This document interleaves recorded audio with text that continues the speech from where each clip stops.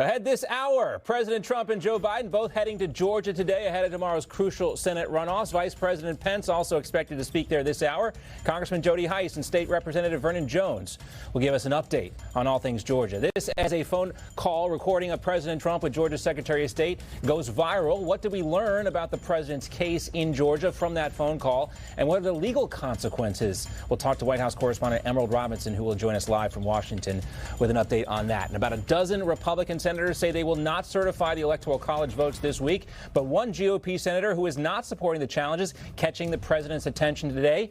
What Senator Tom Cotton's lack of support for this challenge tells us about what we can expect later this week. Plus, Nancy Pelosi narrowly winning re-election as Speaker of the House for a fourth time, 13 years after she became the first woman to ever reach the third highest office in the land. But now the rules are changing about gender. No more talk of men or women on the House floor.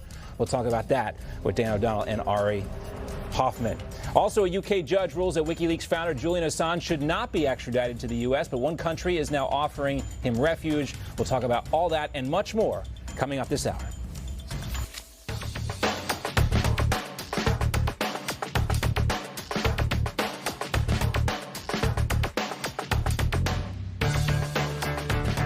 And hello and welcome. Noon here on the East Coast, 9 a.m. on the West Coast. Thanks for joining us on this Monday, January 4th. It's great to be back with all of you. And we begin with President Trump's weekend phone call to Secretary of State of Georgia, Brad Raffensperger. Now, according to the audio, which was released first by the Washington Post, the president appears to be pressuring Raffensperger, a fellow Republican, to find the votes necessary to change the outcome of the presidential election. But the call has also raised alarm bells on both Democratic and Republican sides of the aisle. And for more on this, let's turn to Newsmax White House correspondent Emerald Robinson, who joins us now in Washington. Emerald, there was a talk of a lawsuit for the audio getting out in the first place. Also a talk about, from a lot of Democrats saying President Trump violated election law just by making this phone call. But talk to us about what you expect to happen next as a result of all this.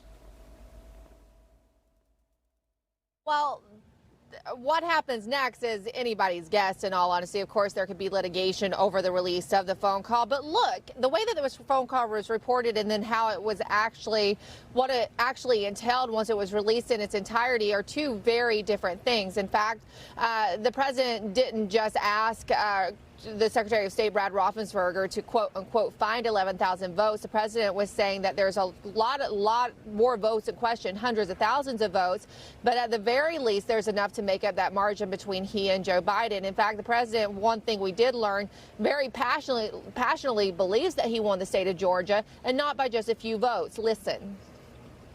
Election by hundreds of thousands of votes. There's no way I lost Georgia. There's no way. We won by hundreds of thousands of votes. I'm just going by small numbers. When you add them up, they're many times the 11,000. But I won that state by hundreds of thousands of votes. Now, this call is actually regarding the legal proceedings. There's two court cases that the president has filed against the Secretary of State's office, and it was regarding a confidential settlement conference. The Trump team is asking that the Secretary of State's office allow them to view certain voter data that would either validate or invalidate their claims. In fact, Trump's lawyer is saying that it's about some 24,000 votes, and this could be cleared up very easily if they see the voter data. Listen. That's what we would entreat and ask you to do, to sit down with us in a compromise and settlement, proceeding, and actually go through the registered voter IDs and the registrations. And if you can convince us that that 24,149 is inaccurate, then fine.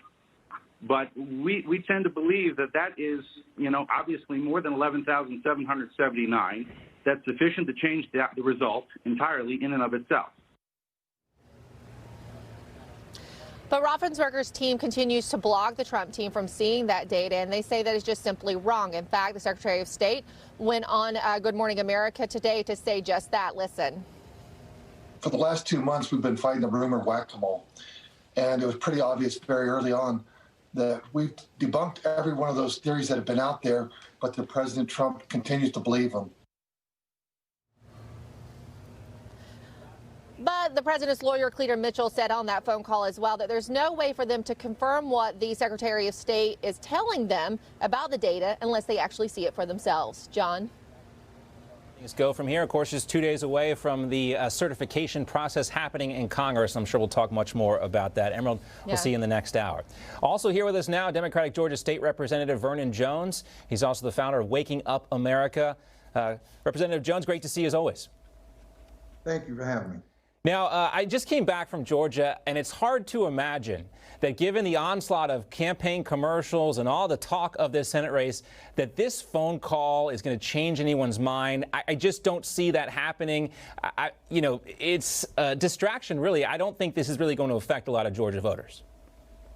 Well, first of all, it would have been nice if the Secretary of State had shared the backroom deal he did with Stacey Abrams that created the whole mail-in ballot confusion and impropriety, I think, in many ways, at least perception. In many ways, you see people who were voting who were dead, and you see people who voted twice. So I wish that conversation could have been made available, because members of the General Assembly, it's our authority to establish what state laws are as it relates to elections. So it's kind of interesting. You want to publish this phone call, but you wouldn't publish what you did in that back room that created a lot of this chaos. Secondly, it's a lot of distraction. I want Georgia voters to realize what's really at stake here and not be distracted. What's at stake is Democrats want to defund the police department. Democrats want to embrace socialism and Marxism and communism from Antifa and Black Lives Matter. Democrats want to stop you from having your freedom of speech, expressing yourself, your political party or political ideology without being, and allow them to be attacked. If you feel a certain way, Democrats don't mind the left attacking you. And finally, school choice. Many children are trapped and failing schools because of failed Democratic policies. This is what's at stake too, school choice, including many African Americans whose children are going to failing schools and they're trapped there because of their zip codes. They can't go to school. So a lot is at stake. One thing, Mr. Jones, I think is very telling is the get out the vote effort the Democrats have tried to employ just here recently in the last few days, specifically geared towards black voters in the state of Georgia. And of course, this has been their rallying cry, trying to reach these voters from the get-go. But this is kind of a new chapter in that effort to get out these black voters. Does that say to you that they might be worried that these voters are not showing up for Jon Ossoff and Raphael Warnock the way they thought they would? How I see it is President Trump was so profound when he said it in his last election at that black church in Michigan. What do blacks have to lose? They've been giving Democrats their votes and they haven't gotten anything for it. Here's another prime example how Trump has been effective. Now the Democrats, for the first time in 60 years, are really going after that black vote. Why? Because Donald Trump was able to get a lot of those black voters, and a lot of those black voters are going to vote for or vote against Senator, or I should say, vote for Senator Perdue and Senator Loeffler because they've become woke. And you know, it's kind of interesting to show you that again on a larger scale. Today, the rules are being considered by Nancy Pelosi and the House to now not refer to a person on the House floor as a male or a female, or as a man or a woman, or as father or mother. Their number one thing in their rules to change is to make everything gender neutral. Well, that goes to tell you where their priorities are. How does that help African Americans not to be referred to as a male and not to be referred to as a female or mother or father, but as member this and member that? That shows you how the Democrats have gotten black votes for so long to carry out their liberal agenda and do nothing for African Americans, nothing for creating jobs, nothing for helping them with their small businesses. Yeah, you think about you think about the signs, the iconic signs from the civil rights movement that said "I am a man." That was specific. That wouldn't fly today in the Democratic Party. You couldn't hold up a sign like that anymore. Vernon Jones, great to see you as always. I'm a father. You can't do that either. So now you can't say you need black fathers in homes with black children. You have to say we need a parent.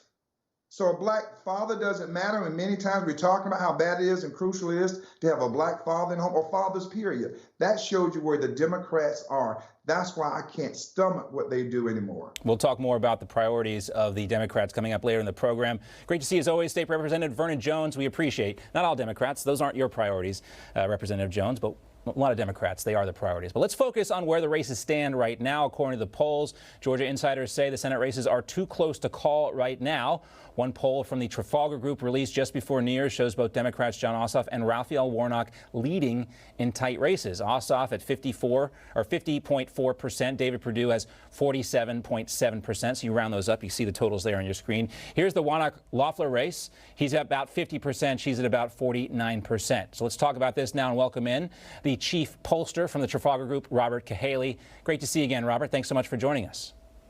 It's great to be here today. Now, this is a tough race to poll because it's a special runoff election here. The circumstances are unique. There is so much advertising here, so much of an onslaught here that everyone is aware of this to the point where I think a lot of people are just tuning this out. So that makes your job very difficult as a pollster. But let's look between the lines of the numbers, or look between the numbers, as it were. Is this really a lead for Warnock and Ossoff here, even though the polls say so? Because there are so many headwinds against Democrats in these types of circumstances. Well, we think it was at the time. We'll be putting out something new probably tomorrow. But if you look at our previous polls, what we saw up until that point was a widening Republican lead. But the bottom fell out when the whole debate about $2,000 versus $600. With all the attention that foreign countries getting the money got, the $600 just wasn't satisfactory. The president came out and said that it needed to be $2,000. The Democrats both immediately said they agreed, and the Republicans were a little slow out of the chute on that. And then it just didn't happen. And so, rarely in politics do you get a situation where the voters are going to receive a check before the election that the government's going to issue them. And when those situations happen, you probably want that check to be large if you're going to be the incumbents.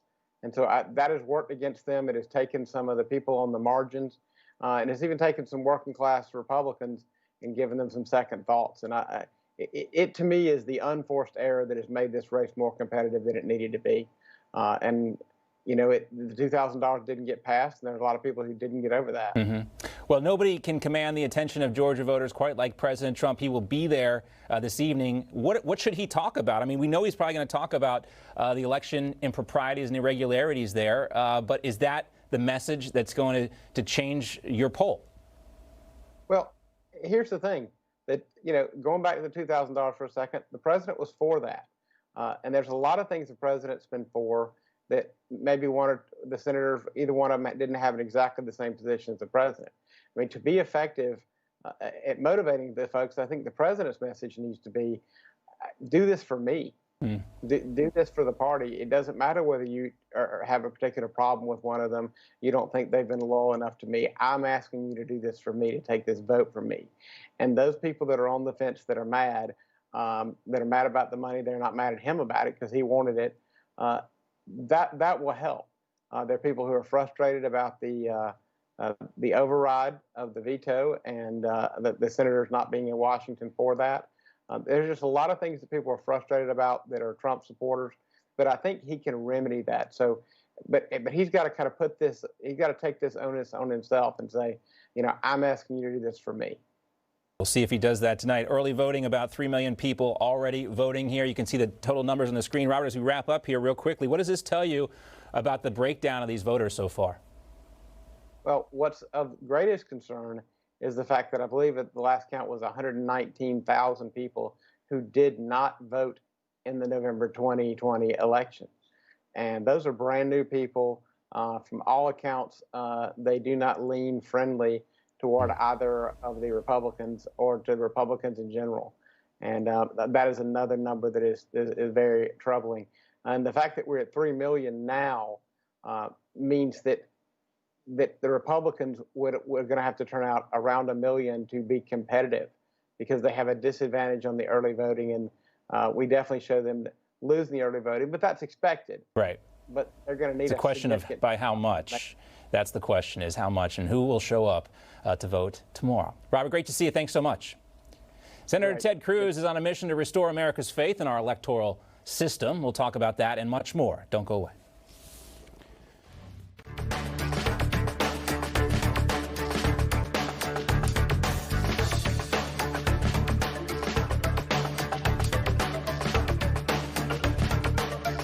All right, welcome back. Texas Senator Ted Cruz and at least 10 other GOP senators say they are on a mission to try and restore the faith in the integrity of the U.S. electoral system. All of these senators plan to reject Electoral College votes for Joe Biden when Congress officially tallies these results on Wednesday. Although they do plan to reject the results, they will not explicitly endorse the claim that Biden stole the election. Meanwhile, Republican Senator Tom Cotton announced yesterday that he will not object to the counting of Electoral College votes. Cotton cited that the move would, quote, establish unwise precedents and that the right to determine what happens in these elections is given to the states by the Constitution. And joining us now to talk more about this is DOD advisor and member of the Council for National Policy, Corey Mills. He's also a Newsmax columnist. Corey, great to see you again, as always. Great to see you, John. Happy New Year. Welcome back. Happy New Year to you and Merry Christmas. Didn't get to see you for the last couple of weeks, but plenty to talk about here.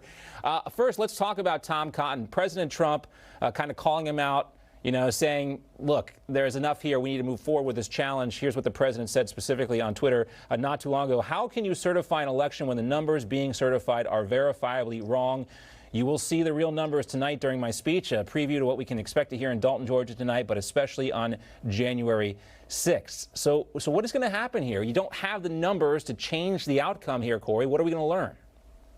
Well, I can tell you right now, first thing we're going to learn is, as are all the politicians that are actually saying they're Republicans, your job as an elected official is to protect and preserve our constitutional liberties and freedoms. And in that, it includes ensuring that our elections are not compromised, which we all know that they are. You have 60-70% of Americans who believe that the elections were tampered with, that there was some type of a compromised integrity of our electoral system. It is our representatives who are actually supposed to ensure that our democracy is preserved and upheld. Tom Cotton making this decision to say, I will launch a study, but I will not go ahead and question and challenge the electoral colleges.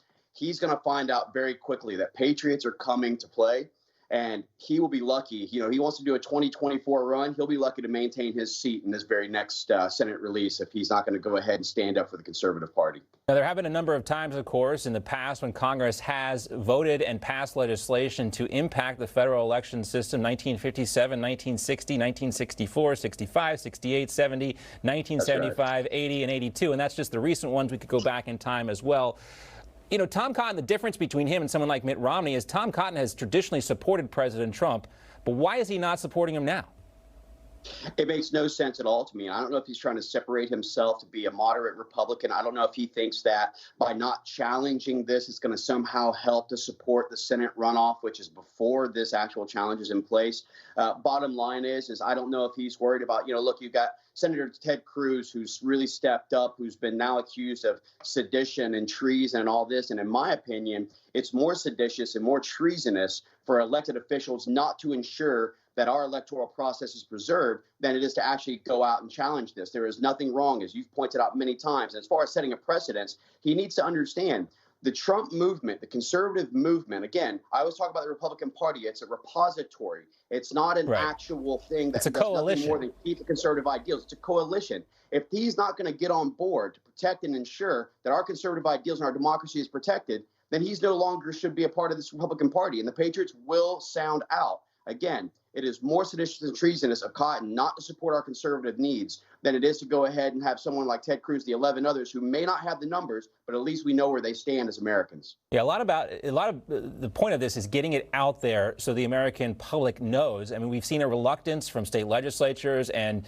the judiciary to pick up these cases. They haven't done that in the past. Maybe that's what's holding them back here. Go ahead. Biden wants to ensure that this election is not going to be questioned later on as far as legitimacy. Right. Joe Biden should be stepping up and saying, I myself, the rest of my party will support a challenge on this. Let us certify the votes after all has been put to sleep.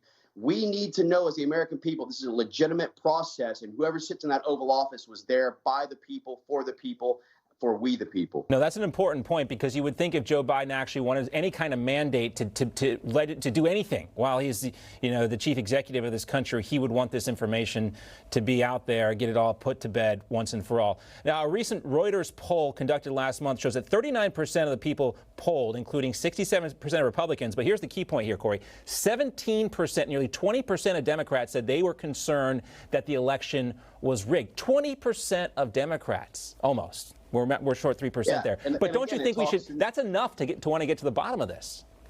Again, when you have that large of a percentage of your party who is also questioning legitimacy and whether or not our elections were compromised, and you've got 70, 60, 70% of Republicans who are doing the exact same thing, that's enough Americans, given that there were 75 million people who voted for President Trump, largest turnout in presidential history, that is enough to be concerned and say, hey, look, if I am the elected official, I want to win in a free and fair way, challenge a way, count it, hand ballot it, go back to the polls, whatever you have to do. I want to ensure my presidency is legitimate. But we know Biden doesn't want this. Neither does the Democratic Party, who's going to try and make the same attempt there in Georgia come tomorrow. Corey Mills, we'll see you around. Great to see you. Happy New Year again. Look forward to talking to you again, of course, John, in the near future. All right, coming up, Nancy Pelosi was narrowly reelected as Speaker of the House yesterday, and we mean by the narrowest of margins. We'll discuss that and the lack of gendered pronouns now in the House of Representatives. Dan O'Donnell, Ari Hoffman, join us next. Don't go away.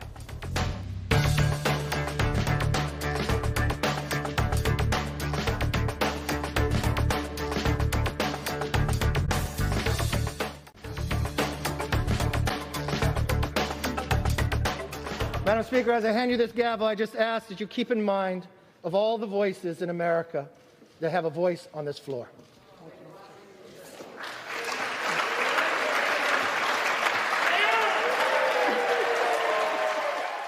Will she represent all those voices that Leader McCarthy was talking about? Welcome back. Nancy Pelosi starting her fourth term as Speaker of the House today, 13 years after becoming the first woman to reach that position. But Pelosi's grasp on power is waning.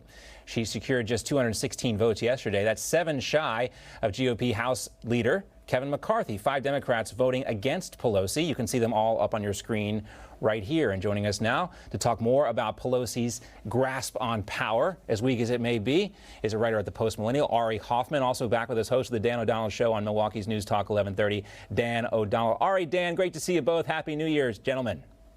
Happy New Year to you too, Happy John. New Year. Looks like you both had a great holiday. Glad to have you back, even though I know you guys were both keeping your eye on the important issues here, and that is obviously more than Nancy Pelosi was doing. We got a good idea of her priorities yesterday as she welcomed the new Congress in as Speaker of the House. But first to you, Ari, how thin is Pelosi's grasp on power and the leadership of the Democratic Party right now? Well, it's definitely fractured, that's for sure. But I thought what was most interesting was the squad, who talked about they wanted somebody more progressive. They all voted for her. So as thin as her grip is, she still seems to have a grip on the progressive end. I wonder what kind of backroom deals were made in order to keep that alliance together, because that is really the only way the Democrats are going to be successful, is if they manage to keep all the different wings of their party united. And it seems like for the short term, at least, they're able to keep the most extreme elements under the big tent. The horse trading, the goat rodeo, it's sometimes called. What did Pelosi give up to keep the squad in line? That's a very good question. I thought it was also interesting, Dan, what GOP freshman Congresswoman Lauren Boebert what she said about Pelosi and how she's always making power her top priority. Quote, according to Speaker Pelosi, healthy Americans must wear masks, close their small businesses, and stay home at all times. But a Democrat who tested positive for COVID-19 can travel to D.C. and vote on the House floor and is deemed essential just to keep Nancy Pelosi in power. So, Dan, we were all supposed to cancel our Christmas and holiday plans, but when it comes to electing Nancy Pelosi Speaker of the House, forget about it. No, COVID restrictions, be damned. We need to vote on her, right? And that Congresswoman was actually from my hometown of Milwaukee. Gwen Moore, longtime Democrat representative, longtime embarrassment to the city of Milwaukee, announced on December 28th that she had tested positive for COVID-19. On January 3rd, 6 days later, she's in Washington, D.C. She took a flight to D.C. and she's at risk of infecting literally 437 other members of Congress, plus members of the press, families, all the like. That's how desperate Nancy Pelosi was to cling to power. She forced Gwen Moore, who back in May said the COVID-19 pandemic made it impossible for her to travel at all. She's going to vote by proxy for the entire session. But Pelosi was so nervous about losing the speakership that she actually forced Congresswoman Moore to ignore every protocol, every quarantine that Democrats had forced on the rest of the country in order to cast a vote. That's where her priorities lie. That's where Congresswoman Moore's priorities lie. They're clearly contra to the priorities of the American people. Yeah, you can add this to the list of thousands of things that a lot of Americans see as hypocritical. Do as we say, not as we do.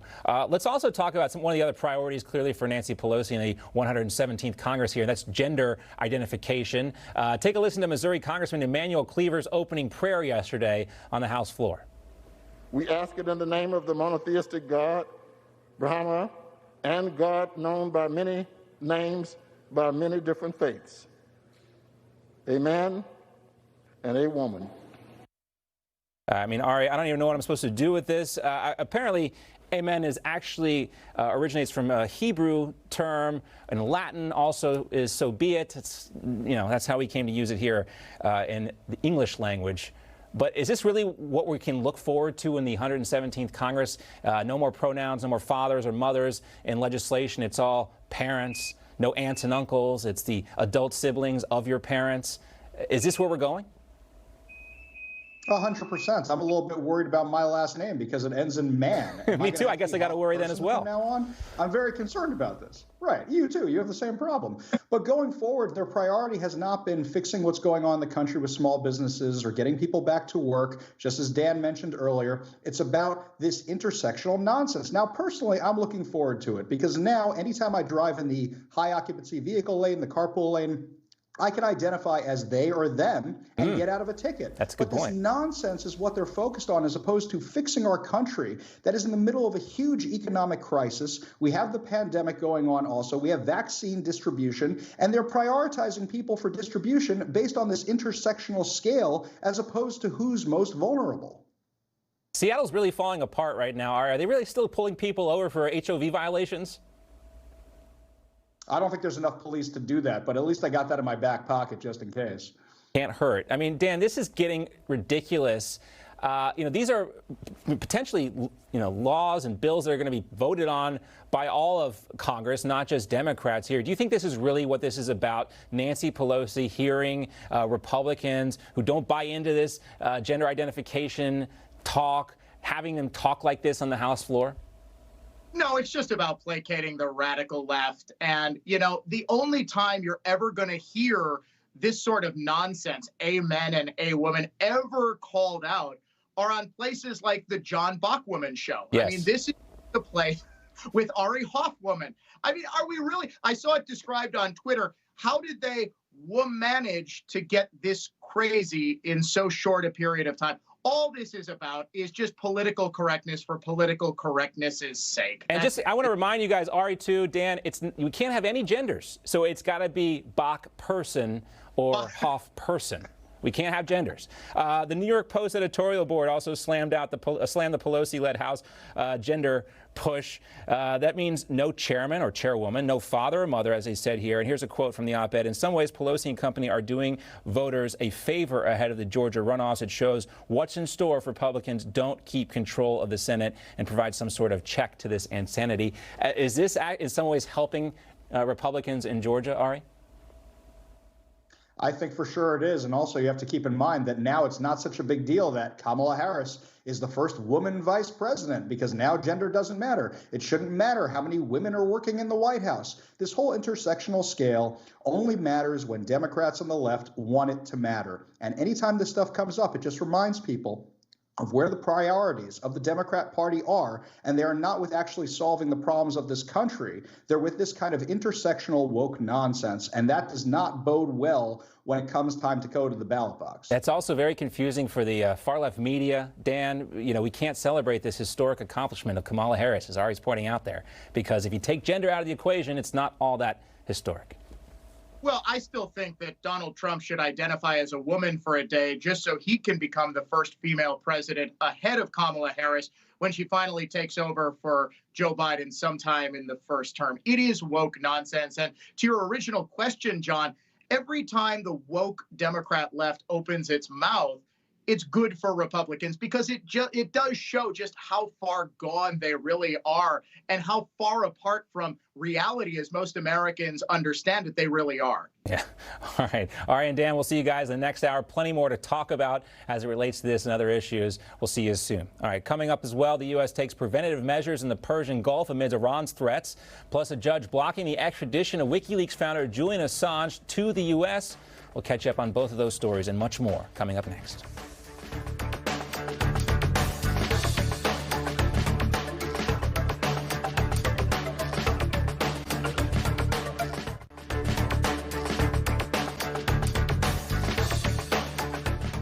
All right, welcome back. A live look at Mike Pence, the vice president in Milner, Georgia, rallying the voters there. Milner, Georgia, about halfway between Macon and Atlanta. Let's take a listen in to the vice president. Fight for all we have yet to do. We're going to fight to send David Perdue and Kelly Loeffler back to Washington, D.C. Are you with me?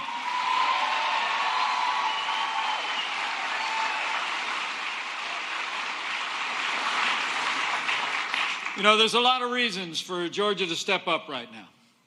I mean, we need to send David and Kelly back to Washington, D.C. because of who they are. It would be enough.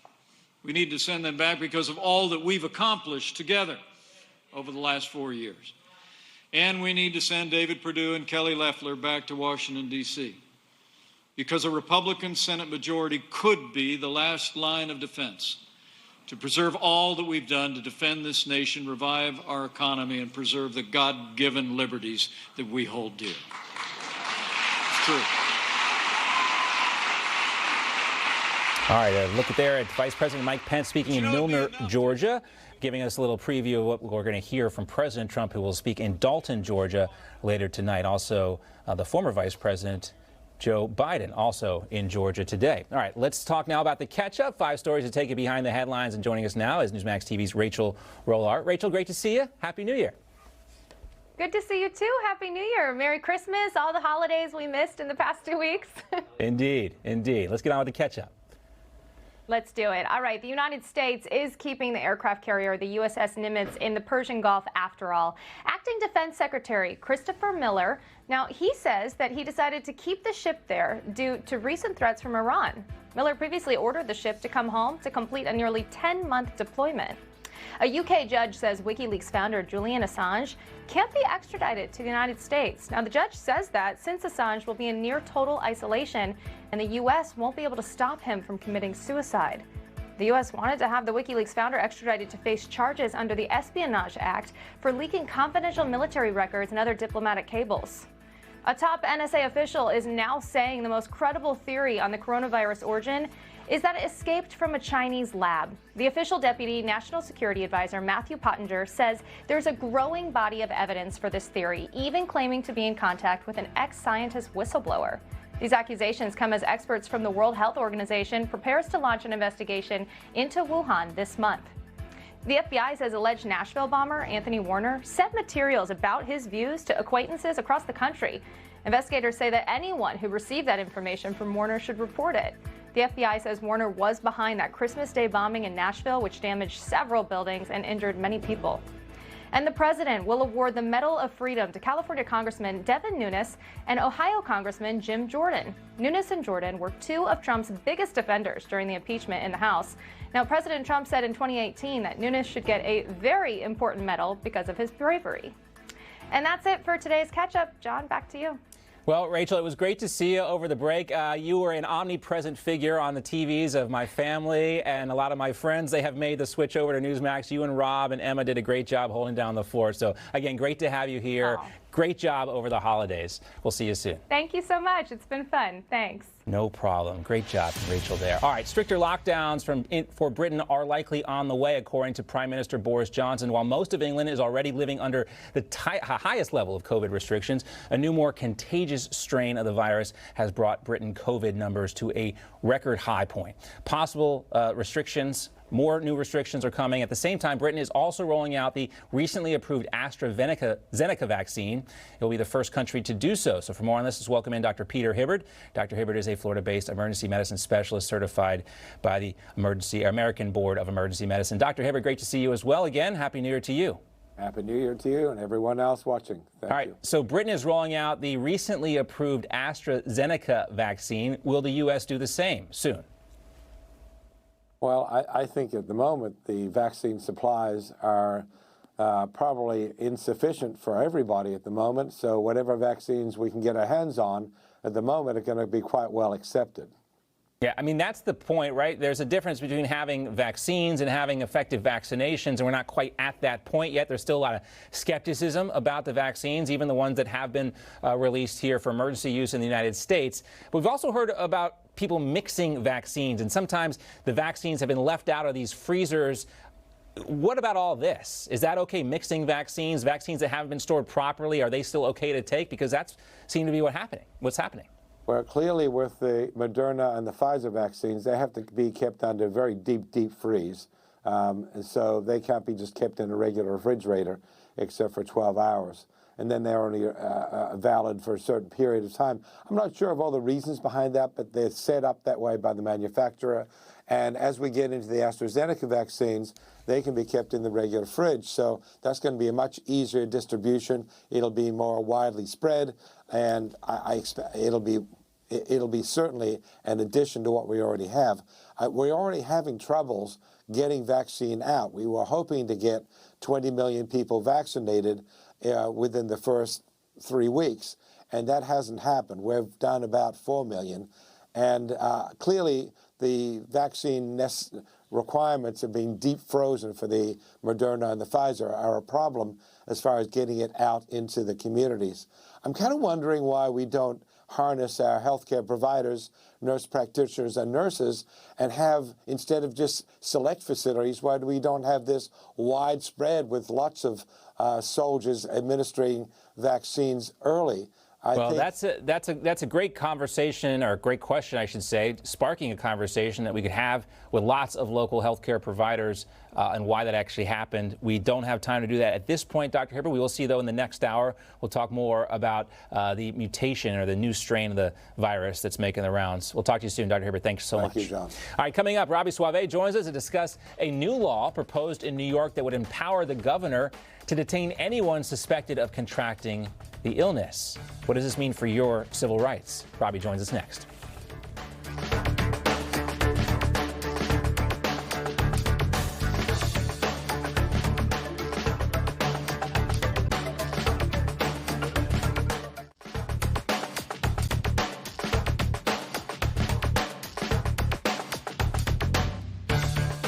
All right, welcome back. There is a proposed bill in the state of New York right now that, quote, relates to the removal of cases, contacts, and carriers of communicable diseases who are potentially dangerous to public health.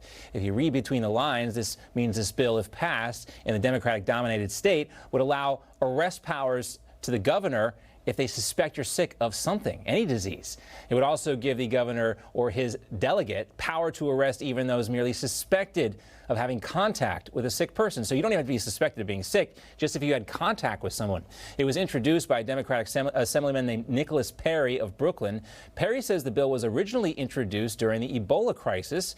It will be taken up by the Assembly's Health Committee on Wednesday. Let's bring in Robbie Suave, senior editor at Reason Magazine, to talk more about this. He's also author of Panic Attack: Young Radicals in the Age of Trump. And Robbie, I'll be honest with you, reading this bill gives me a bit of panic attack because not just if they think you're sick, which would be bad enough as it is, but if you are suspected of having contact with someone who is sick, they could arrest you. A violation of rights, maybe?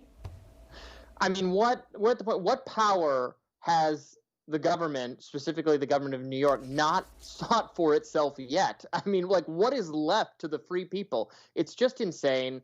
Yeah, obviously this is crazy. You can't do this. So, I mean, I'm fine with if you are verified to have COVID, if you've tested positive and you still insist on like leaving your home and not wearing a mask and subjecting people to harm, okay, then you can be arrested. But not people who we suspect might be sick.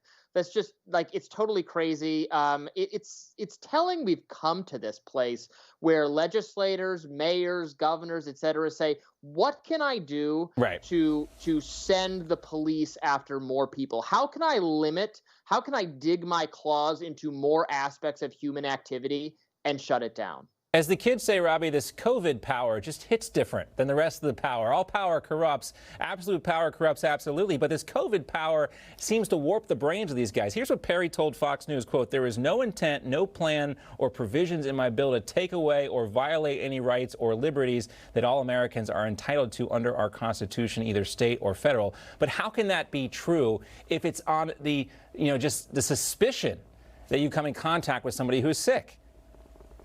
I mean, you have to get to the place where you how can we assume anything other than these officials just crave power? They just want to wield power. Doesn't have anything to do with stopping the pandemic. And in New York, Cuomo said he's gonna ticket or fine or whatever anyone who any healthcare provider who accidentally gives the vaccine to the wrong person or someone who's not yet supposed to be getting it under the guidance. That's crazy.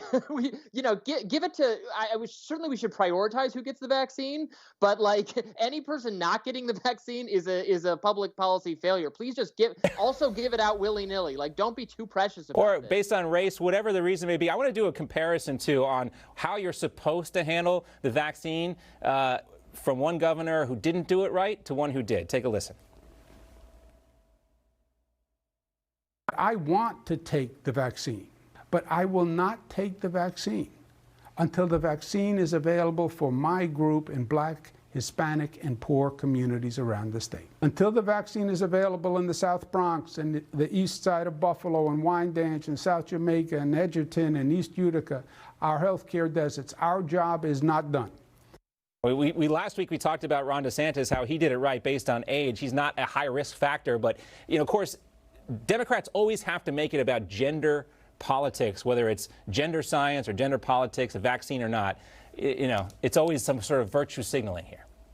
Yeah, and we expect that from progressive activists, and we see how destructive it is. It's shameful that the CDC, in trying to formulate this guidance, that they also went there in terms of bringing race into it. It's so stupid. Certainly, we should vaccinate by age, and then we should. But if not enough people show up in the group that's supposed to get it for the day, just give it out. Whoever give it out. Right. This happened especially if you're going to leave it outside of the cooler. You got to give it out. Robbie, we got to run. We're out of time as always. Great to see you. Thanks so much. Happy New Year to you. That's going to do it for the first hour of John Bachman Now. Plenty more ahead in the next hour. The Georgia Senate runoff just one day away. Vice President Pence speaking now in Georgia. President Trump headed there tonight. Also Joe Biden there as well. We'll talk to Georgia Congressman Jody Hice.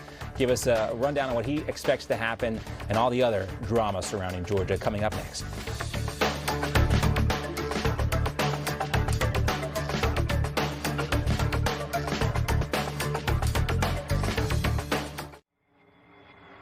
All right, ahead this hour, nearly a dozen Republican senators say they will vote against confirming the Electoral College votes this week. House Minority Leader Kevin McCarthy gives the green light to the plan to challenge the election results. This is President Trump can be heard in a recorded phone call pressuring the Georgia Secretary of State.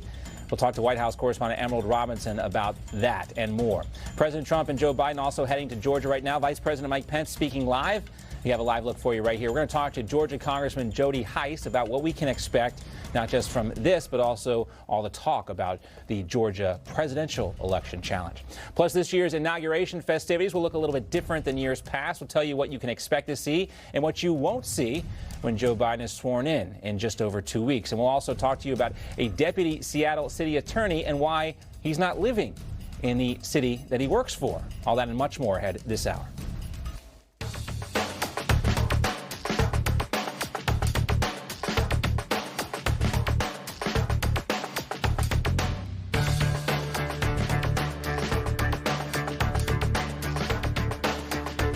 Hello, it's great to have you back with us for the second hour of the program. Today is January 4th. It's 1 p.m. here on the East Coast, 10 a.m. on the West Coast, and the focus of the political world remains on Georgia. President Trump's weekend phone call to the Secretary of State of that state, Georgia, Brad Raffensperger, is also gaining a lot of attention. A recording of that phone call was first released by the Washington Post yesterday. On it, the president chides Raffensperger, urging him to address the irregularities of the November election. The president also calls into question the integrity of the vote in the upcoming Senate runoff races.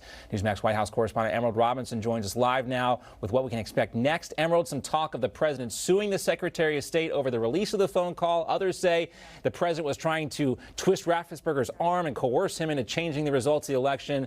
What, if anything, can we expect to come from this phone call other than some splashy headlines and some good audio? You know what? I think splashy headlines defines it quite well, John. Look, one thing that we know for sure is going to happen in the future is that the integrity of the Georgia election is going to continue to remain in question. In fact, like you said, this call has been sensationalized quite a bit. What it really was a call between Trump and his lawyers with the Georgia Secretary of State and his lawyers about possibly reaching an agreement outside of litigation that would allow the Trump team access to voter data to either validate or invalidate what they say are illegal votes. Enough illegal votes that, yes, would change the outcome of the election in Georgia. But the president on the call, despite, what's being reported that he asked Raffensperger to change or to find, quote unquote, 11,000 votes, the president said it's not just about those 11,000 votes. Listen. But Brad, if you took the minimum numbers were many, many times above the 11,779, and many of those numbers are certified, or they will be certified, but they are certified. Those are numbers that are there, that exist, and that beat the margin of loss. They beat it, by a lot. And people should be happy to have an accurate count instead of an election where there's turmoil. So the president is saying it's better to have an accurate count in an election without turmoil. Now, while this tape was leaked, obviously, to damage the president, if you listen to it in its entirety, it in some ways validate the president's arguments against the Georgia Secretary of State and the way they've handled the election. In fact, his lawyers and the president asked very pointed questions to the Georgia team that they cannot answer. Also, it is revealed in the call that the president's lawyers have asked for specific data on 6 different occasions, only to be, quote unquote, rebuffed. Now, the president's lawyer, Cleta Mitchell, who's working in some capacity with the president and who was on the call, said that it's, not getting access to this data is very concerning, that they feel like they're hiding something. Take a listen. But the people of Georgia and the people of America have a right to know the answers. And you have data and records that we don't have access to. And you keep telling us and making public statements that you've investigated this and, nothing to see here. But we don't know about that. All we know is what you tell us. So Mitchell's saying that they don't know if it's correct unless they actually see the data for itself. Now, one last thing that this call does tell people is that the president is very passionate about Georgia and that he is committed to the fight. There have been some questions about how much the president was really still committed to it, and I think it's pretty clear after this call, John.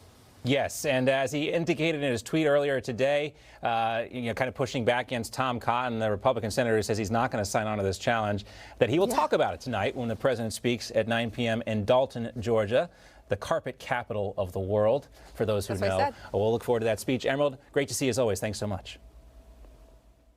All right, and joining us now is Georgia Congressman Jody Hice as well. Congressman Hice is the ranking member of the House Government Operations Subcommittee. Congressman Hice, great to see you. We will spare you the trouble of identifying yourself by your pronouns, which I know you're going to have to do now, according to Nancy Pelosi's rules. We'll avoid that, save you that trouble here. But let's talk about this phone call. A lot being made about kind of the explosive nature of this. A lot of this reported in the press as President Trump trying to strong-arm Brad Raffensperger's here. But how do you see it, Congressman?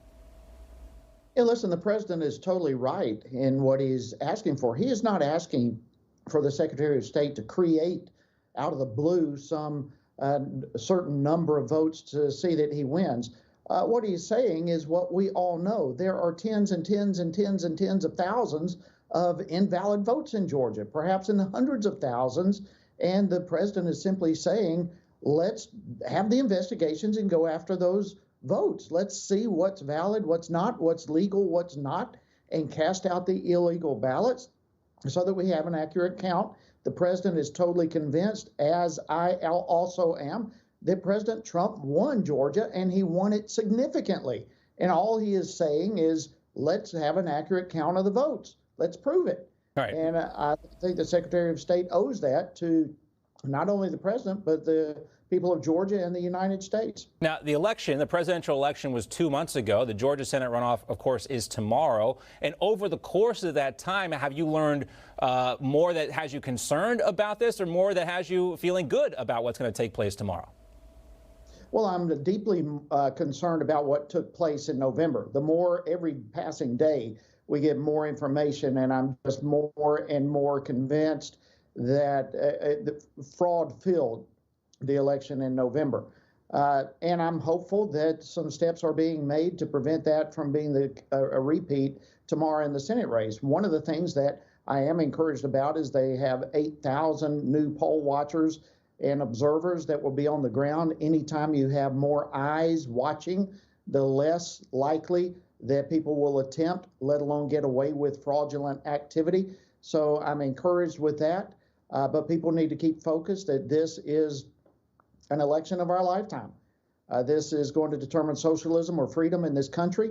And the people of Georgia, I believe, understand that, and they're going to show up tomorrow and vote. And hopefully we'll have a win, not only to save the Senate in Georgia's behalf, but literally to save our country from a pathway towards socialism.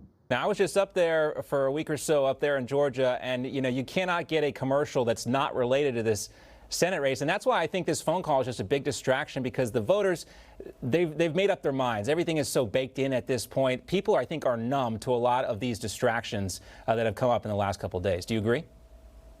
Yeah, I do. And I think the phone call itself, people are numb to that likewise. But, you know, the phone call was totally appropriate.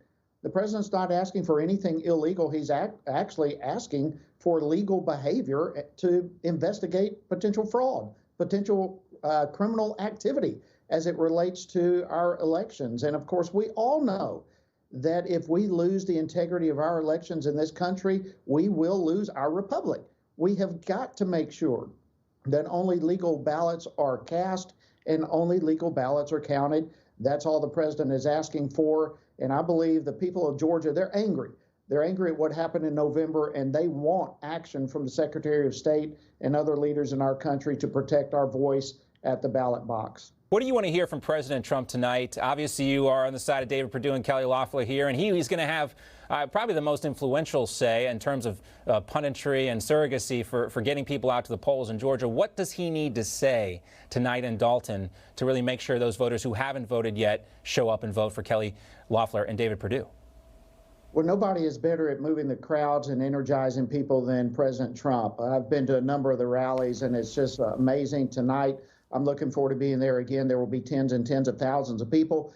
The president will identify the problems that took place in November. I feel confident. He will also identify the absolute essential nature of this election as it relates to liberty versus socialism and Marxism and the radical left agenda. That this election is the last backstop of our country going down a political philosophy of destruction towards our freedom. And he will encourage people to get out to vote. I believe he will knock it out of the park, just like he has done with every rally that I've attended in Georgia. He is a master at it, and I'm looking forward to being there with him this evening. Now, the biggest thing in Dalton, Georgia used to be the big sign for the carpet place, but I think President Trump will be bigger than that. He'll have a big crowd there tonight as well. I wanted to talk specifically about kind of the strategy being employed by the Democratic candidates. It's interesting that Raphael Warnock has kind of been off the campaign trail. You would think he would be out there more publicly. David Perdue has been sidelined because of his COVID precautions here. But Warnock he's been attacked a lot recently about this issue with his camp up in Maryland. There's some other allegations from his ex-wife or estranged wife. But this is the ad he's running now in Georgia. Take a look at this. We told them the smear ads were coming, and that's exactly what happened. You would think that Kelly Loeffler might have something good to say about herself if she really wants to represent Georgia. Instead, she's trying to scare people by taking things I've said out of context from over 25 years of being a pastor. But I think Georgians will see her ads for what they are. Don't you? I'm Raphael Warnock, and we approve this message. All right, nice ad. We get the reference to the dog poop, and we all love a cute dog here. But why is he not actually defending himself from these allegations? Because he can't. I mean, the allegations are there. We know his associations of the past, his mentors of the past. He is a socialist in his worldview. He is a radical left-wing individual, and his past identifies that clearly. So he's trying to come across, frankly, as something that he's not right now, and trying to use a dog in his favor. Now, in the last hour, we had on Robert Cahaley from the Trafalgar Group to talk about the recent polls. He says they're going to release another poll which would show Republicans closing in on the Democrats here. But his most recent poll, the one he has released, shows Perdue down 2 points, Kelly Loeffler down 1 point. Do you think that's accurate? I don't know. It's all certainly within the margin of error. It's going to be a close race. We know that. The Democrats are going to continue to do everything they can to steal this election. I mean, they have the pathway to do that. It was given to them by the Secretary of State, and they exercised it on November 3rd. They will try to do it again. I'm sure all of those issues will be corrected when the General Assembly goes into session in the coming weeks. But until then, it's all about voter turnout, and Georgia knows the country's direction hinges on this election, and I believe they'll turn out en masse tomorrow and make the difference. All right, Congressman Jody Hice, great to see you as always, and we always like to include a Go Dogs when we have you on the air. Great bowl game, great win for the Dogs in the Peach Bowl, thanks to Jack Podlesley, the kicker, and so much for the group of 5 teams being all that, right, Congressman? Great to see you. Take care, as always. We'll talk to you soon. All right, we have more on President Trump's phone call with Georgia Secretary of State Brad Raffensperger when Trump 2020 Senior Advisor for Strategy Steve Cortez joins us to talk about the actual vote tally. Those numbers, a lot of the media saying this is President Trump looking for votes, but we want to talk about the differential between what Trump says and what the Georgia Secretary of State says. Steve Cortez will join us next on that. Don't go away.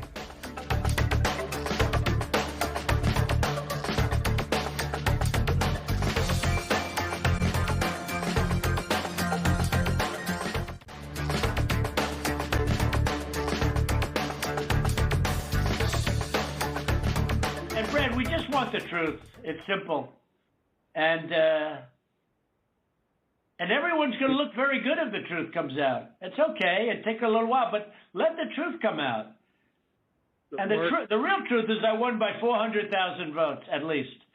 That's the real truth. Well, what is the real truth? We may never know. President Trump, of course, on the phone with Georgia Secretary of State Brad Raffensperger over the weekend. That phone call released by the Washington Post. The electoral challenge is also set to happen on Wednesday. That's when Congress meets to certify the 2020 presidential election results. So far, though, at least 11 GOP senators say they will object during the Electoral College certification process if a commission does not audit the results of the 2020 election. Let's talk about what's actually going to happen on Wednesday now. And joining us is Steve Cortez, Senior Strategy Advisor for the Trump 2020 campaign. Steve, great to see you as always. Happy New Year. Thanks, John. You too. All right. So, you listen to the phone call, and a lot of the media is saying, oh, President Trump's looking for the votes that would be needed to overturn Georgia. But that's not obviously what's really happening here. President Trump believes he won by 400,000 votes. The question is, are we ever going to see those votes? Or is anybody like the Georgia Secretary of State going to actually show their cards? We've seen the evidence presented in court in some ways. The judges haven't been willing to take it up. The state legislatures haven't been willing to take it up. But again, a lot of this could be cleared up by the Secretary of State of Georgia showing President Trump's legal team and you guys what actually took place. But he's either unwilling or unable to do so at this point. You can understand the president's frustration, right? 100%. Listen, transparency would solve so many of these problems and so many of these issues. And I will be the first to say that I personally, and those of us in the Trump campaign, I believe the president himself, if we were transparently shown the data, and if it actually proved that we're wrong about our statistical analysis. Now, I think there is no chance of that. However, if I were to be shocked and surprised by the actual data, if it were provided in a transparent way, and we are wrong on our theories and our mathematical equations and on our constitutional objections to what happened in states like Georgia, I would be the first to say, okay, this was an election that was won by Joe Biden. However, the lack of transparency is alarming, at the very least, perhaps damning at the worst. And people like Raffensperger, who is a Republican, at least in name, and Governor Kemp there as well in Georgia, their unwillingness to cooperate with transparency efforts, their obfuscation at every level. The fact, for instance, that Brad Raffensperger got on this phone, recorded it secretly, something that is certainly unethical, perhaps even illegal, that he had to have legal counsel there. All of this shows you that he's not operating in good faith. He's not after the truth. And I really encourage, by the way, the audience, because corporate media out there, not Newsmax certainly, but the legacy media platforms out there, they're trying to create a narrative that this phone call is somehow embarrassing for the president. I think if you actually listen to the full hour. That's the thing. You got to listen to the full, obviously he has an understanding of what's going on here. He's been briefed on the situation here. The illegality of the phone call. The thing Georgia is a one-party consent state, so I don't think it's illegal. But why wouldn't Brad Raffensperger just admit that he released it? I mean, obviously it came from his office. There's only really two parties on the call, the president's team and his team. I would hope a third party doesn't have access to this phone call. Again, to your point on transparency here. But the other thing, too, I wanted to ask you about, Steve, is who's not signing on to this challenge. We learned today that Congresswoman Elise Stefanik is going to sign on, but Senator Tom Cotton, who's been a pretty loyal supporter of President Trump, says he is not going to because he thinks it sets a dangerous precedent. President Trump tweeting this today in response: how can you certify an election when the numbers being certified are verifiably wrong? You will see the real numbers tonight during my speech, but especially on January 6th. He tagged Senator Cotton there. So what's going on with Senator Tom Cotton here? Why is he not buying into this challenge? Listen, I'll let Senator Cotton speak for himself. I don't know. I'm disappointed, clearly, because I think on the whole, he has been an America First leader, an America First senator fighting for us for the most part of the United States Senate. But this is a huge disappointment, no doubt about it. We wish he'd followed the lead of Josh Hawley and Ted Cruz and others, because, courage is contagious, thankfully, and we are seeing courage spread. Elise Stefanik, one of the most promising young members of the House of Representatives, coming our way today. When I say our way, by the way, I don't mean our way meaning the Trump campaign. I mean to the America First movement, saying that we are not going to dignify this steal with our vote of approval. We are not simply going to rubber stamp fake results which these contested states have sent to the United States Congress. That is not the constitutional role of the Congress, whether it's House of Representatives members or senators or the vice president himself. So this is going to be a very fulcrum week for America. It's going to be a pivotal week for our democracy. Are we going to remain a republic of the people, of laws and a constitution, or are we going to devolve into an oligarchy? Because I really think that is what is at risk here. Very powerful actors, from establishment politicians to corporate media to big tech and other multinational corporations. All of them are actually colluding. This isn't the Russian ghost collusion. This is actual collusion to try to suppress the reality of what happened in these states. Thankfully, the truth is slowly but surely getting out there, but we need a lot of leaders in Washington, D.C. and in these state legislatures to step up this week, because this is the week when the rubber meets the road for our American republic. Senator Cotton's contention is that this is a state issue. Elections are supposed to be controlled by the states. We didn't see the states do that. And as I pointed out in the previous hour, would not be unprecedented for Congress to step in after the fact and change some rules based on a previous election. It's happened many times before. Great to see you, Steve. As always, take care. Thank you. All right, coming up, former Vice President Joe Biden will replace an inaugural parade with a short walk to the White House. Won't be like anything we've seen before for a president-elect. We'll talk about this and why it's happening. Ari Hoffman and Dan O'Donnell join us next.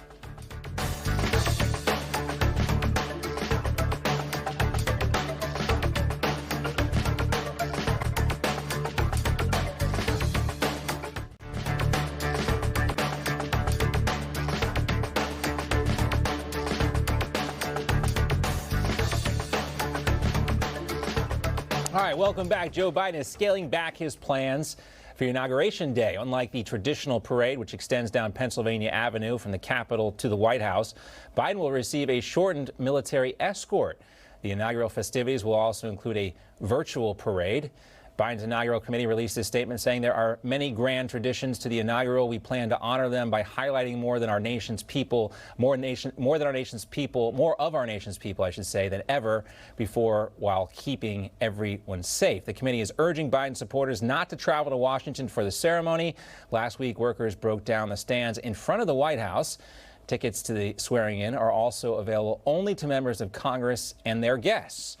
So what's really going on here? Let's welcome in, re-welcome, writer at the Post Millennial, Ari Hoffman. Also back with us, Dana O'Donnell from the radio. Dan, Ari, great to see you both. Absolutely. Good to be here. All right, so is COVID the only reason, Dan, for these scaled-back events? Truthfully, I don't know. It certainly seems that, and we saw this during the campaign, that Biden himself seems deathly afraid of COVID-19. But the reality is he gave the shortest acceptance speech in decades at the Democratic National Convention, which was supposed to be in my hometown of Milwaukee, but of course was turned into a virtual convention. I wonder if this is playing to what Democrats know is, and I hate to say this, but what's apparently more and more apparent, I should say, over the past few months, and that's Biden's diminished mental capacity. Is he physically and mentally up to a full day and night's worth of events like this? I think that's a fair question to ask, especially, Ari, since Biden's been less than transparent about his health. 100%, and I think Dan's 100% right that there's definitely a question about whether he's cognitively able to have the usual inaugural events, but also think about the fact that he wasn't able to draw these huge crowds during the campaign. He did try when Trump started drawing these big crowds again when he decided to resume having them, and he wasn't able to draw them. So perhaps they're concerned that if they have these big events and not that many people show up, all of a sudden people are going to start talking about voter fraud, voter inconsistencies again, and question how many people actually voted for this guy. And those questions, I think we'll see those questions again today with both President Trump. He's going to have a big rally in Dalton, Georgia, which you can expect is going to have a big crowd. And we're going to see Joe Biden with a small crowd, as we saw during the campaign. So those questions certainly persist and remain. Let's also, too, talk about a sad but predictable outcome for Portland's mayor, Ted Wheeler, a guy we've been covering ever since his troubles with Antifa first started to crop up a long time ago. It's getting worse and worse, and he's trying to get tougher now on Antifa after violent riots and more destruction over the New Year's holiday. Here is the Portland mayor. My good faith efforts at de-escalation have been met with ongoing violence and even scorn from radical Antifa and anarchists. In response, it will be necessary to use additional tools and to push the limits of the tools we already have to bring the criminal destruction and violence to an end. The Neville Chamberlain of America's mayors right there. Very interesting, Dan, to hear Ted Wheeler use these terms, radical Antifa elements, anarchists.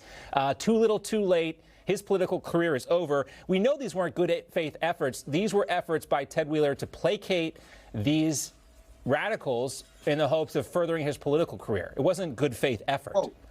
Whoa. Let's back up a second. I thought Antifa was just an idea. Oh, yes. I'm sorry. I'm sorry. I got ahead of myself.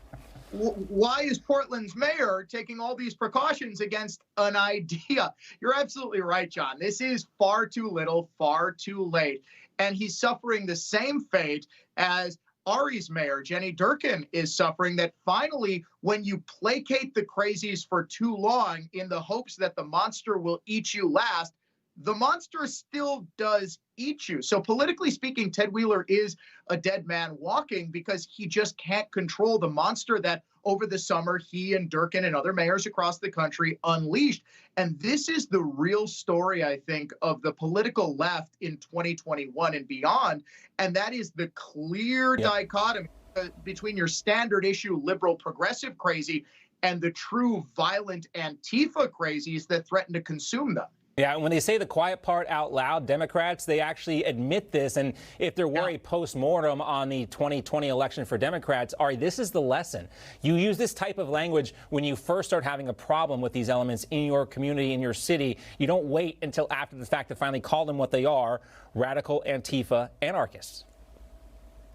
100%. This reminds me of the movie The Dark Knight, the Batman movie, when they let the Joker loose and then he goes completely crazy. And even the mobsters are saying, hey, this was a bad idea. The Democrats used Antifa and the radical left to sow discontent, to riots, unrest, all this to make it look like it was somehow Donald Trump's fault, and they enabled this. Now they're trying to put the clown back in the box, and they can't really do it. Things are only escalating. We had a weekend of riots and unrest and stopping freeway traffic here in Seattle over New Year's. Don't these people have better things to do? No, apparently not. They have nothing else to do. This isn't their entire life. They want to tear it all down. Ari, I'm sorry you always have to, be our kind of canary in the coal mine, our eyes and ears on this stuff. I like how I got your podcast in there. A little plug for you there, Ari. I appreciate it as always. Ari and Dan, great to see you both. Happy New Year again to you guys. We'll see you again next Monday. Absolutely. Happy New Year. All right, the Pope scolds holiday travelers for wanting a break from COVID restrictions. The Pope is scolding travelers now. This is hospitals in the U.S. remain on high alert for more contagious strain of COVID-19. Dr. Hibbard will give us an update on that coming up next.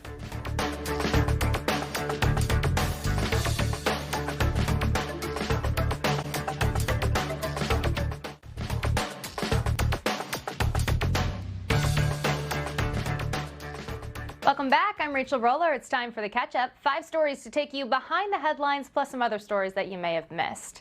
The United States is keeping the aircraft carrier, the USS Nimitz, in the Persian Gulf after all. Acting Defense Secretary Christopher Miller says he decided to keep the ship there due to recent threats from Iran. Miller previously ordered the ship to come home to complete a nearly 10-month deployment. A UK judge says WikiLeaks founder Julian Assange can't be extradited to the United States. The judge says that since Assange will be in near total isolation, the U.S. wouldn't be able to stop him from committing suicide. The U.S. wanted to have the WikiLeaks founder extradited to face charges under the Espionage Act for leaking confidential military records and other diplomatic cables. A top NSA official is now saying the most credible theory on the coronavirus origin is that it escaped from a Chinese lab. The official deputy national security advisor, Matthew Pottinger, says that there's a growing body of evidence for this theory, even claiming to be in contact with an ex-scientist whistleblower. Now, these accusations come as experts from the World Health Organization prepare to launch an investigation into Wuhan this month. The FBI says alleged Nashville bomber Anthony Warner sent materials about his views to acquaintances across the country. Now, investigators are asking that anyone who received that information should report it. The FBI says Warner was behind that Christmas Day bombing in Nashville, Tennessee, which damaged several buildings and injured many people. And President Trump will award the Medal of Freedom to California Congressman Devin Nunes and Ohio Congressman Jim Jordan.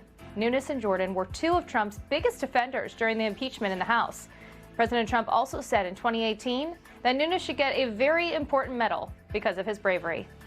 And that's it for today's catch-up. All right, we're giving you a medal for your great news delivery there, Rachel. Thanks so much for being with us, as always. Thanks. All right, Have a good day, John. A catch-up medal for Rachel Roller there. All right, thanks so much. We'll see you soon. All right, Pope Francis condemning international vacationers who went on holiday to escape COVID restrictions, saying they should show a greater awareness of the suffering of others. This, as the new year begins, the Pope advises the people of the world to make more of an effort to take care of each other and ignore temptation to only care for one's own interests. Meanwhile, here in the U.S., the Surgeon General, Dr. Jerome Adams, says mitigation measures have become more important than ever with new coronavirus strains appearing in this country. Doctors say the new strains may be more contagious than before, even though they don't seem to be resistant to vaccines or other treatments. Still, Adams stressed that mask wearing and social distancing will become even more important with the vaccine here in place, again, because of these new variants. Let's welcome in now Dr. Peter Hibbard. Dr. Hibbard is a Florida-based emergency medicine specialist certified by the American Board of Emergency Medicine. Dr. Hibbard, great to see you. Glad to be here, John. Thank you. I am struck somewhat by the timing of these new variants, these new strains. Is it a coincidence that as soon as these start spreading around, it just so happens to be right at the same time most people start getting, or a lot of people start getting these vaccines?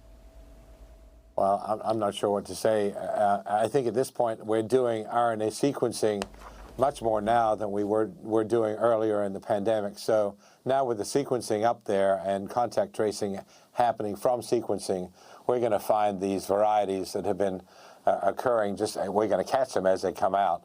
Unfortunately, this is much more contagious. Fortunately, it doesn't seem to make people sicker, and it seems to be still theoretically able to respond to the vaccine.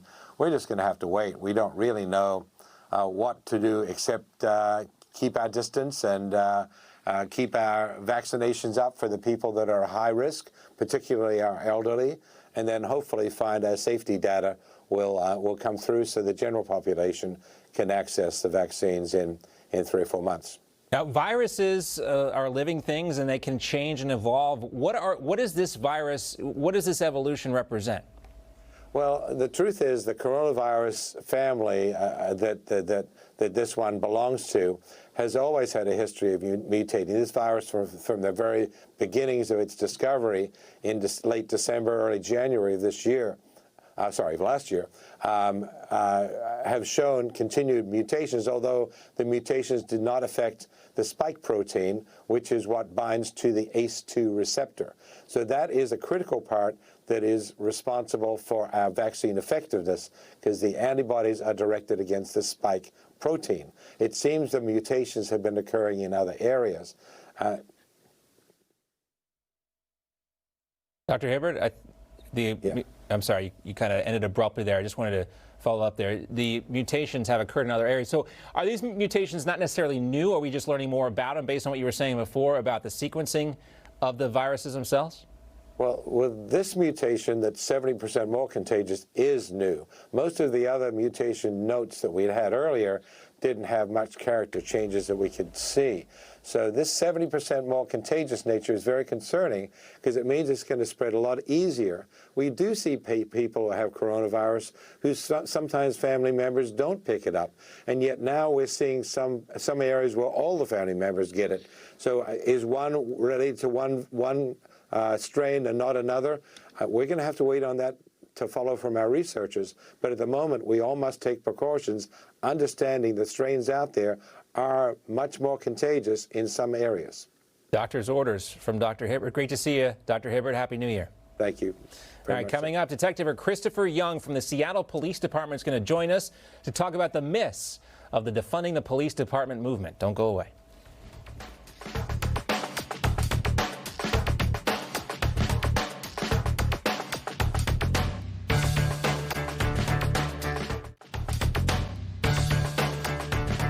Welcome back. These Georgia Senate runoffs have been all-consuming, and I'm yet to meet a Georgian who is not begging for mercy from the onslaught of campaign commercials besieging screens and airwaves across that great state. Perhaps the only thing more invasive to Georgia than these commercials was General Sherman's March to the Sea. So let's take a moment to talk about someone besides the 4 candidates in these Senate runoff races and focus on what's really at stake here, and more specifically, a little girl's murder that needs to be solved. Atlanta police continue to look for the killer of 7-year-old Kennedy Maxey. According to local news reports, she was riding in her aunt's car this past Christmas holiday near Phipps Plaza and Lenox Mall. That's in Buckhead. They were Christmas shopping when she was apparently shot in the back of the head. Police do not think the family's car was the target. The story would normally get a lot of attention. Of course, there's a big political race happening right now in Georgia.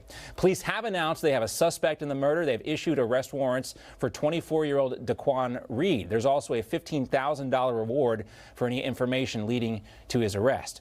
Now, Atlanta Mayor Keisha Lance Bottoms called Kennedy's murder senseless, only it's not as senseless as she would like you to believe.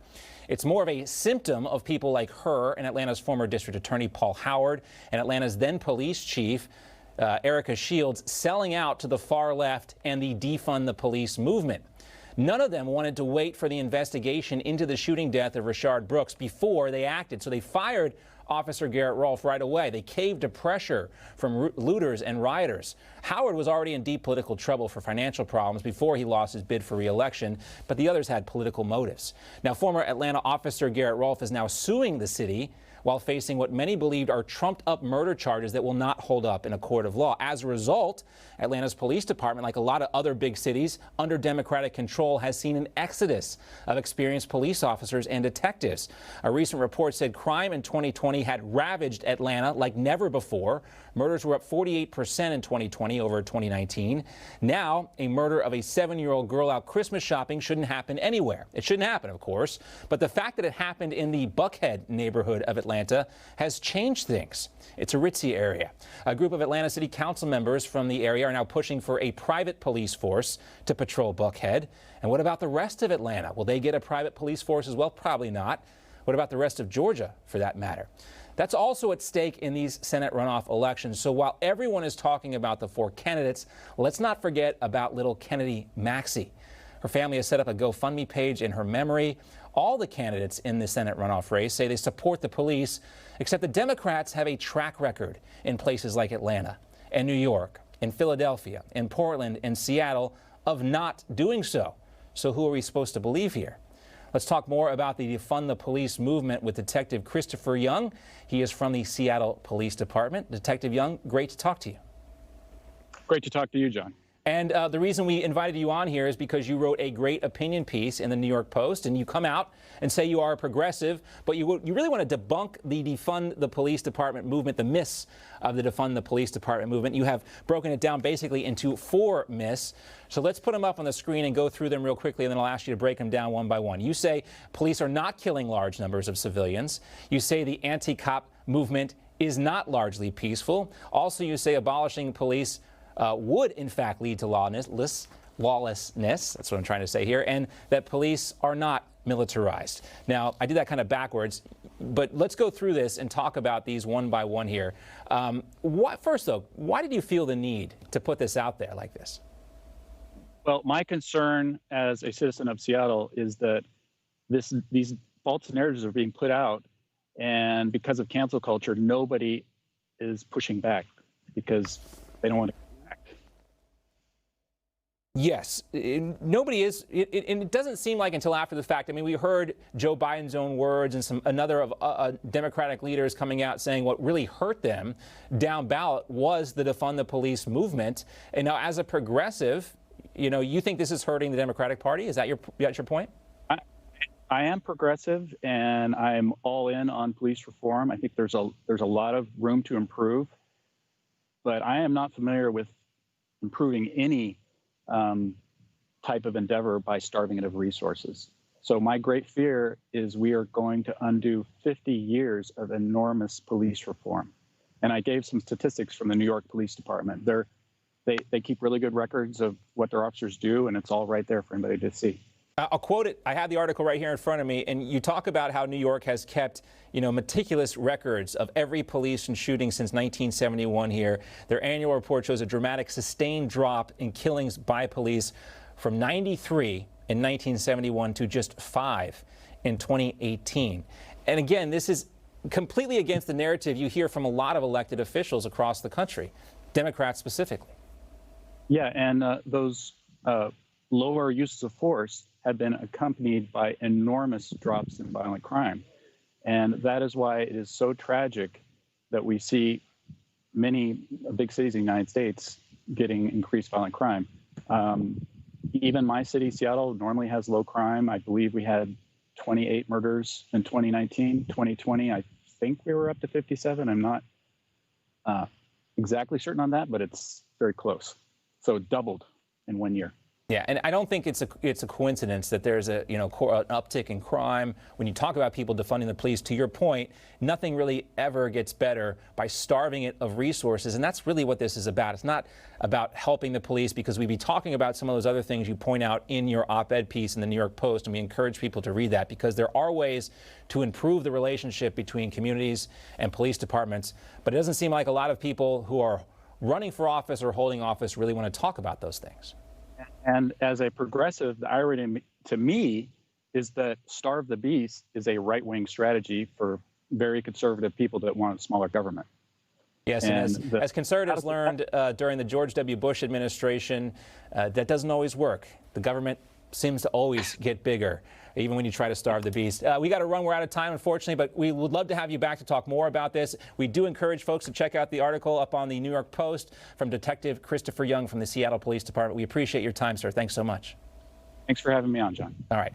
We're going to talk about what else you can expect later today here on Newsmax TV, including that big rally from President Trump in Dalton, Georgia, coming up later tonight. We'll be right back after this.